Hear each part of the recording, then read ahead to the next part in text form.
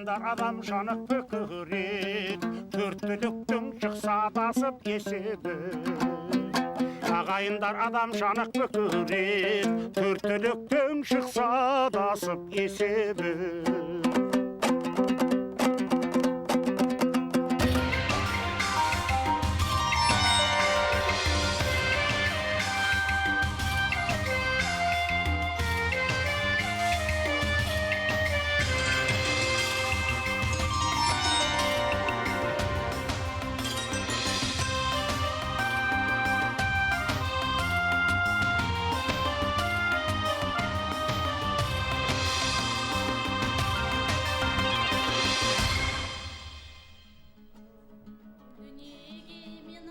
Kazakhstan, namanya yang unik pasti memikat banyak insan untuk mengenalinya. Keindahan alamnya anugerah Tuhan yang jarang kita temui. Kazakhstan ibarat sebutir intan yang bersinar di bumi Asia Tengah. Namun di sebalik semua keindahan ini tersembunyi kisah duka perjuangan masyarakat Kazakh untuk memartabatkan warisan agama, budaya dan bangsa. Kazakhstan yang mencakupi wilayah seluas 2,7 juta kilometer persegi mempunyai 17 juta penduduk. Almata diasaskan pada 1854. Kota modern ini menampung 1,3 juta penduduk.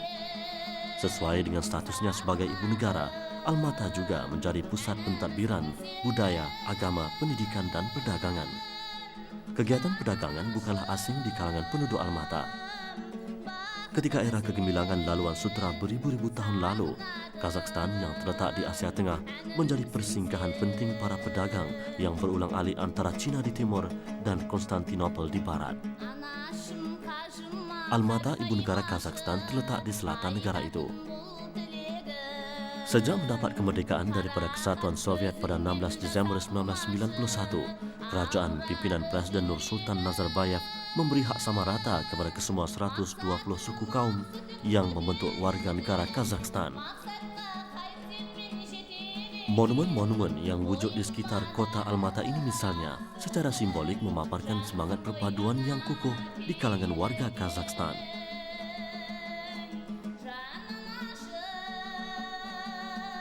Era laluan sutra telah lama berlalu, tetapi sebahagian kegemilangannya terus diwarisi sehingga ke hari ini. Pasar besar Almata yang dikenali sebagai Green Bazaar sedikit sebanyak mengimbau kegiatan masa silam. Peniaga memamerkan barangan mereka dengan pelbagai cara sebagai strategi memikat pembeli. Pasar ini menjadi tumpuan utama warga kota Almata untuk mendapatkan barangan keperluan seharian. Segala-galanya ada di sini. Daging, sayuran, buah-buahan sehinggalah kepada barangan yang telah diproses. Green Bazaar tidak ubah seperti pasar kota baru kerana hampir semua peniaganya terdiri daripada kaum Hawa.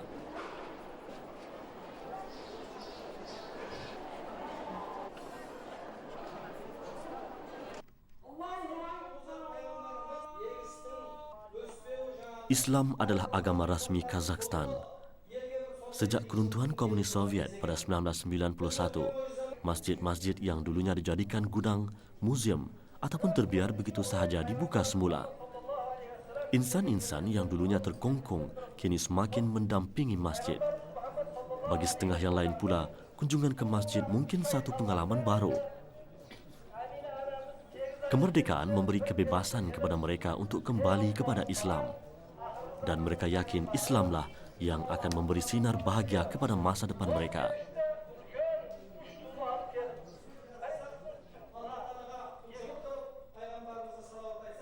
Suasana seperti di Masjid Besar Almata ini tidak mungkin dapat dilihat tanpa wujudnya kemerdekaan. Ketika pemerintahan Soviet, masyarakat Islam tidak dibenar mengamalkan seruan agama secara terbuka. Masjid ditutup dan sekolah tidak dibenar mengajar agama. Kesannya, generasi baru Kazakh kurang mengenali agama sendiri. Namun dalam suasana serba mencabar itu, generasi lama terus berpaut kukuh kepada akidah Islamiyah sambil menanti saat kemerdekaan yang pasti akan tiba. Kini kebebasan yang dicita-citakan telah tercapai. Kegemilangan yang pernah dikecapi umat Islam Kazakh satu masa lalu mungkin berulang. Majlis Agama Islam Kazakhstan menjadi teraju utama dalam usaha mengeratkan silaturahim dan menyediakan keperluan asas pendidikan Islam. Selain masjid, madrasah dan kelas dibuka untuk memenuhi tuntutan umat Islam Kazakh yang semakin mencintai agama. Sebuah masjid baru sedang dibina memandangkan masjid sedia ada kecil dan terlalu uzur. Ia adalah hasil sumbangan kerajaan Arab Saudi, Mesir dan Libya serta derma daripada hartawan Malaysia. Masjid Al-Mata turut menjual kupiah, tasbih serta kitab agama yang ditulis dalam bahasa Kazakh.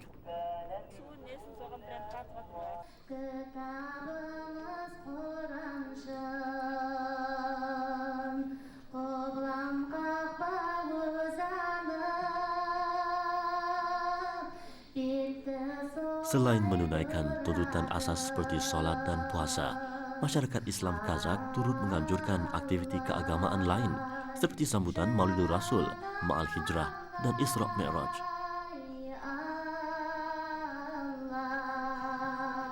Allahu Akbar, Allahu Akbar, La ilaha illallah, Allahu Akbar deb tasbih aytib kishi ulgan savobga ega bo'ladi. O'zi suv pishirdi. Walaupun masyarakat Islam Kazakh ini boleh diibaratkan sebagai kanak-kanak kecil yang baru bertapak, kesedaran dan kegigihan mereka untuk menganjurkan majlis sebegini amat terpuji.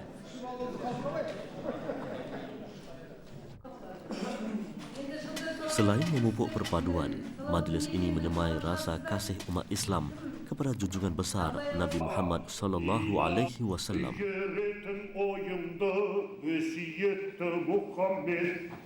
Жолдан азған пақырды серпілдірген Мұхаммед.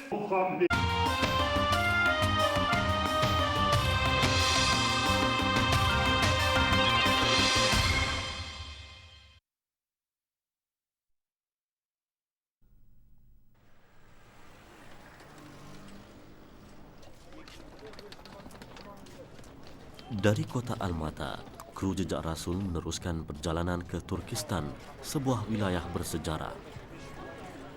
Menurut maklumat yang diberikan penduduk tempatan, di Turkistan terdapat makam seorang ulama yang sangat berpengaruh bukan sahaja di Kazakhstan, bahkan di seluruh Asia Tengah. Berita ini menambahkan semangat kami untuk terus menerokai bumi Kazakhstan yang luas. Bagi kru jejak Rasul, cabaran fizikal seperti perjalanan yang jauh sudah menjadi kebiasaan dan tidak begitu membimbangkan. Apa yang lebih mencabar ialah mendapatkan maklumat tepat mengenai sejarah Islam di Asia Tengah. Di Kazakhstan, maklumat daripada penduduk tempatan banyak membantu ekspedisi jejak Rasul.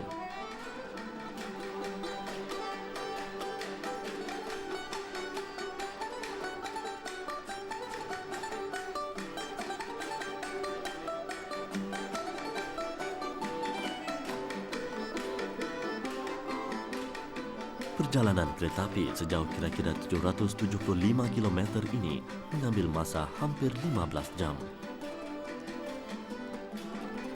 Untuk ke Turkistan, kami perlu ke Shymkent terlebih dahulu. Shymkent juga sebuah kota lama yang diasaskan pada kurun ke-11. Destinasi kami, Turkistan, terletak kira-kira 160 km dari Shymkent. Turkistan yang diasaskan pada kurun ke-10 adalah bandar terbesar di selatan Kazakhstan. Sebelum kurun ke-16, Turkistan lebih dikenali dengan panggilan Yasi. Pada masa lalu, Turkistan begitu populer kerana ia menjadi persinggahan pedagang laluan sutra. Tanahnya yang subur pula menarik minat masyarakat Asia Tengah untuk tinggal di wilayah ini. Tetapi menjelang kurun ke-12, apa yang menarik penduduk Asia Tengah untuk mengunjungi Turkistan ialah kerana wujudnya memorial Syekh Ahmad Yasawi, tokoh ulama tempatan yang disegani. Kerana kunjungan beribu-ribu umat Islam Asia Tengah ke memorial Ahmad Yasawi, Turkistan kini dikenali dengan gelaran Little Mecca atau Serambi Mekah.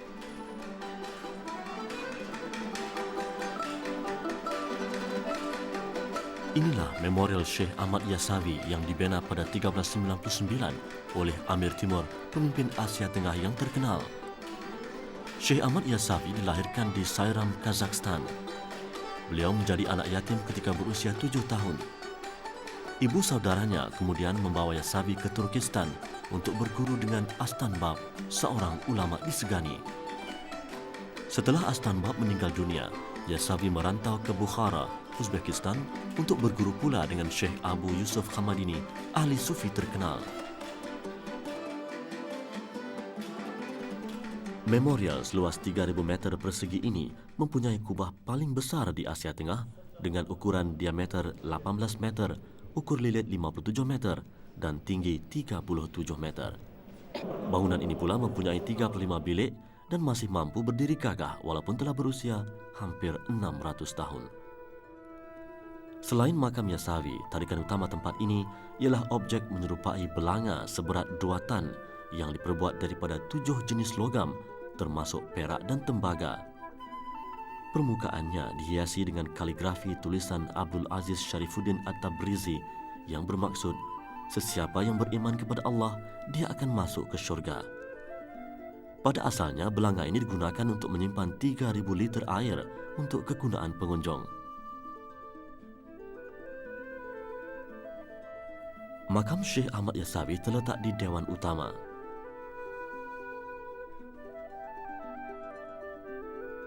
Ahmad Yasavi meninggal dunia pada 1166.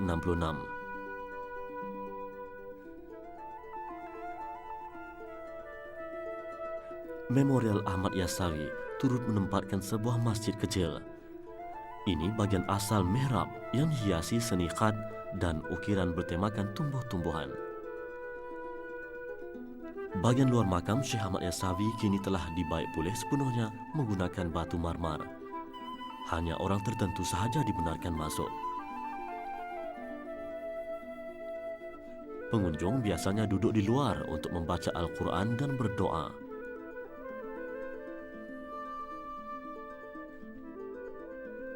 Walaupun telah berusia hampir 600 tahun, Memorial Ahmad Yasavi hanya mengalami kerosakan kecil akibat gempa bumi dan perubahan cuaca.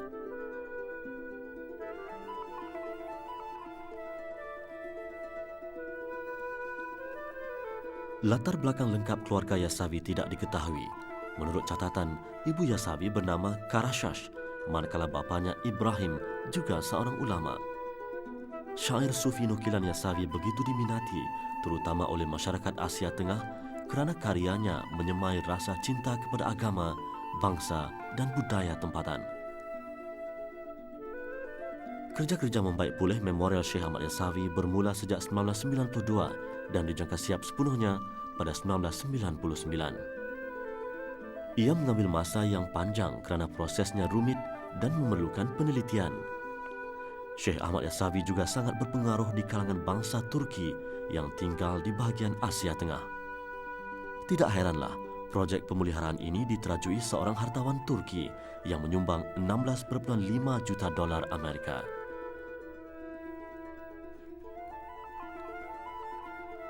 Kira-kira 100 pekerja tempatan dan Turki bertugas hampir setiap hari untuk memastikan projek ini siap mengikut jadual. Bagi Rujahan Yüksel Yegin, 65 tahun, sungguh pun tugasnya sangat rumit dan mencabar. Beliau tidak pernah bosan. Apakah yang menggerakkan jiwa Rujahan untuk terus membaik pulih warisan seni ini? Bu işi çok seviyorum, haz duyuyorum ve gençleşiyorum. Gençleştiğim için de sıhhatli ve dinç kalıyorum. Yaşım da 65. Rujahan yang mempunyai pengalaman 50 tahun di bidang ini juga pernah membaik pulih Masjid Sulaiman dan Istana Topkapi, dua mercu tanda kota Istanbul.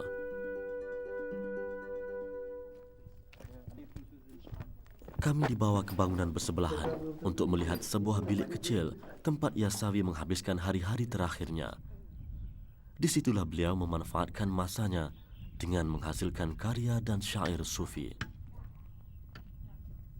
Sebagai seorang ulama dan ahli sufi, Ahmad Yasavi mengarang banyak bahan yang paling terkenal bertajuk hikmah. Menurut riwayat, ketika berusia 63 tahun, Ahmad Yasavi tinggal bersendirian di dalam bilik bawah tanah ini untuk melahirkan kesedihannya di atas kewafatan baginda Rasulullah SAW pada usia yang sama.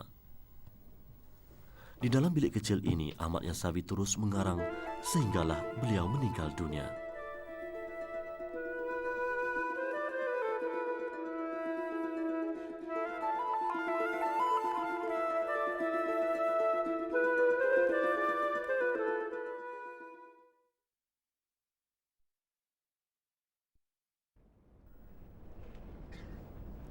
Destinasi jejak Rasul seterusnya ialah kota Otrar yang terkenal pada kurun ke-12.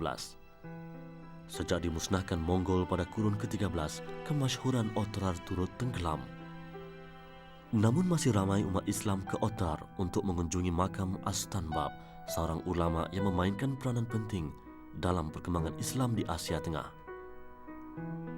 Memorial Astanbab dibina Amir Timur, pemerintah Asia Tengah terkenal pada kurun ke-14. Amir Timur juga orang yang bertanggung jawab membina Memorial Ahmad Yasavi, anak murid Astanbab di Turkistan. Tanpa usaha beliau, pastinya sejarah awal perkembangan Islam di sini tidak diketahui generasi sekarang. Memorial Astanbab mempunyai 3 bahagian, yaitu bilik makam, menara dan masjid. Masjid ini masih dalam keadaan baik dan digunakan para pengunjung yang datang dari seluruh Asia Tengah seperti Kazakhstan, Kyrgyzstan dan Uzbekistan.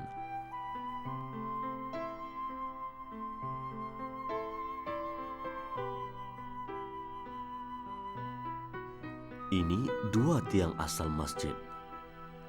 Mengikut kajian pakar, ukiran pada tiang kayu ini membuktikan masjid ini dibina pada kurun ke-14 ketika pemerintahan Amir Timur.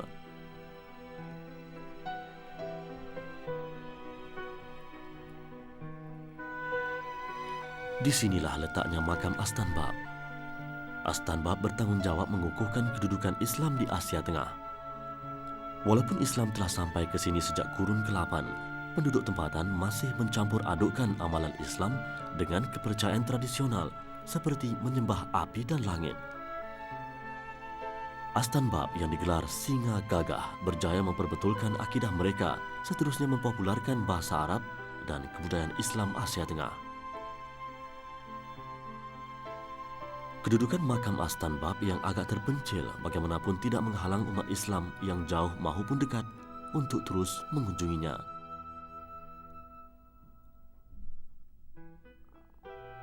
Kompleks makam Astanbab akan terus menjadi mercu tanda yang mengabadikan sejarah perjuangan umat Islam Asia Tengah dahulu kala.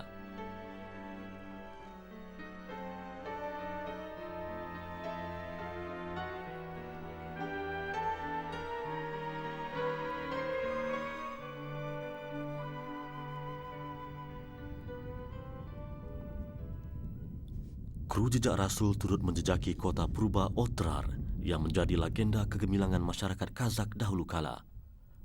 Pada asalnya masyarakat Kazakh terdiri daripada banyak suku kaum nomad yang berpindah randah mengikut musim. Otrar yang diasaskan lebih 2000 tahun lalu adalah kota pertama yang muncul dengan sistem sosial, ekonomi, budaya dan agama yang teratur. Penduduknya mencipta sistem saliran sekaligus memajukan sektor pertanian. Otrar juga menjadi pusat perdagangan yang menggunakan sistem mata wang. Populariti Otrar dicemburui banyak pihak yang iri hati dengan kemasyhurannya. Akibatnya, Otrar terpaksa menghadapi serangan demi serangan kuasa-kuasa luar. Ini ialah bekas menara masjid. Tembok-tembok dibina sekeliling kota untuk menghalang musuh daripada memasuki kota Otrar. Namun pada kurun ke-13, Otrar akhirnya ditawan tentera Mongol yang dipimpin Genghis Khan. Dari Otrar, kru jejak Rasul meneruskan perjalanan ke Sairam, satu lagi bandar kecil yang terletak di wilayah Shimken. Dalam kitab sejarah Arab, Sairam pernah juga dipanggil dengan nama Isfijab. Sairam penting dalam sejarah perkembangan Islam di Asia Tengah kerana disinilah Syekh Ahmad Yasavi, ulama dan penyair sufi, dilahirkan.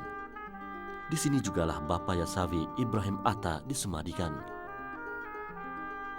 Menurut catatan, Ibrahim Atta juga seorang ulama terkenal di Sairam. Beliaulah yang memberi asas agama yang kuat kepada 2 puteranya, Ahmad Yasavi dan Sadir Khoja. Makam Ibrahim Atta dikunjungi umat Islam dari seluruh wilayah Asia Tengah dan negara-negara jiran seperti Turki. Perjalanan yang jauh tidak sekali-kali menghalang hasrat mereka untuk menghadiahkan Al-Fatihah buat seorang insan yang besar jasanya kepada umat Islam hari ini. Ikuti sambungan kisah Islam di Kazakhstan dan juga di Kyrgyzstan esok.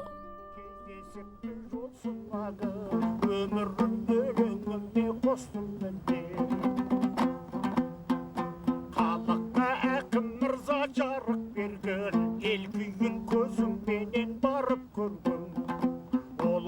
болмысына қанық болған сіздерге көңіл сырын аштым мен. Рахмет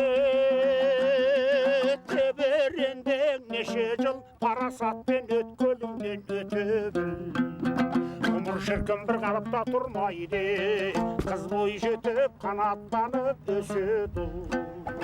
Ғұмыр шіркін бір қалыпта тұрмайды, қыз бой жетіп